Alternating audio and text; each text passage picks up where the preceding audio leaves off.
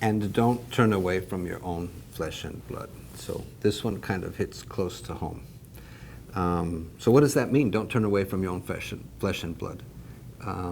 Well, kind of in a basic sense, is don't turn away from the people who share your DNA.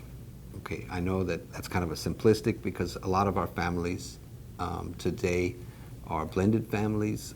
We have sometimes in our own household we have different relationships within family. But basically, this has to do with family, right? Don't turn away from your family. And a lot of times this is actually, I think this is a difficult concept. When we talk about employees, it's one thing. When we talk about the community, it's another thing. But when we talk about family, our own flesh and blood,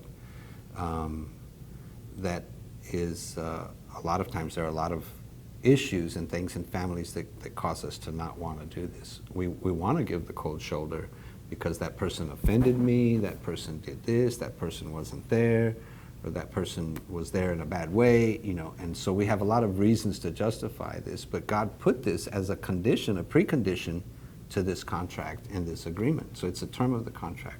Okay, so again, as we go through this, you've probably seen the teaching, but I'm encouraging you not to read this as over spiritualized. Actually, I would like for you to read Isaiah 58 as a lawyer. Okay, words have weight, words have meaning, and you lay it out, and you don't put into it what you would like to hear or what you think should have been there. You actually read the words and you take them at face value. This is how a lawyer reads a document. It's very technical. What are my rights? What are my obligations under this agreement? So one of your obligations that God has chosen, this is on your side of the agreement, is to not turn away from your own flesh and blood. So this is very closely tied, by the way, to another principle. And it's a commandment with a promise. Honor your father and your mother, that long may be your days, and that you may prosper in the land that the Lord your God is giving you as an inheritance. Okay, so honoring your parents is a command. So honoring your parents, turning away from your parents or turning away from your own flesh and blood is a form of dishonor. Honoring them would be turning towards them. So this is something that I would, this is actually, in everything that I've learned over the years, this is the single most powerful principle in business. 100% of the time effective, 100%. I have never heard anyone who was living in dishonor, who decided to honor their parents, and their business just went to pieces. That's not the way it happens. You honor your parents that it may go well with you and that you may prosper in the land that the Lord your God has given you as an inheritance. Prosperity doesn't always mean just money. Money, financial resources are often a part of prosperity. Prosperity means that it may go well with you, that it may go well with your life, okay? So this is a very important concept.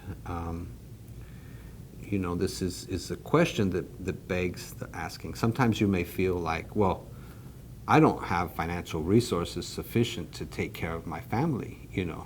Their needs are way too great for me. So I was reminded of a story. We brought this teaching to a church in Florida, and one of the young people who received the teaching, she received it and applied it to her life immediately, right? So she went home at 10 o'clock at night, got some avocados, and made her mom some guacamole. She said she wanted to honor her mom.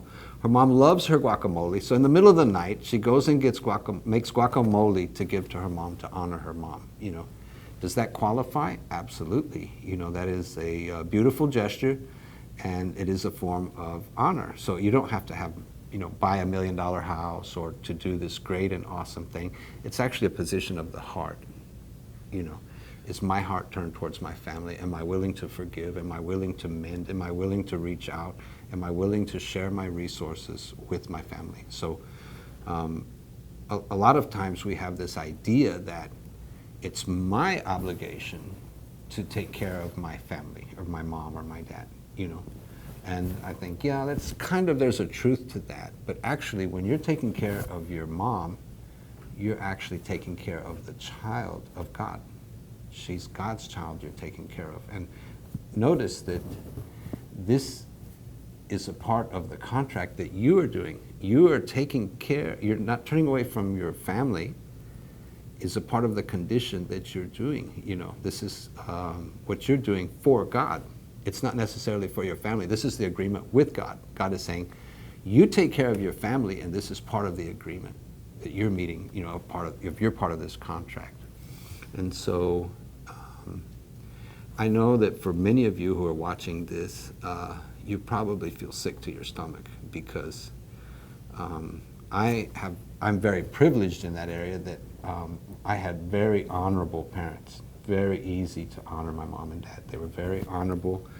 Even when I was doing bad and getting indicted and all these things, they never lashed out against me. They never said I was useless, that I was a problem, that that they never wanted to see me again. Never anything like that. You know, probably the harshest thing they said to me is that they were praying for me. So at the time, that was kind of like, oh. But my parents are very honorable, so this is easy for me.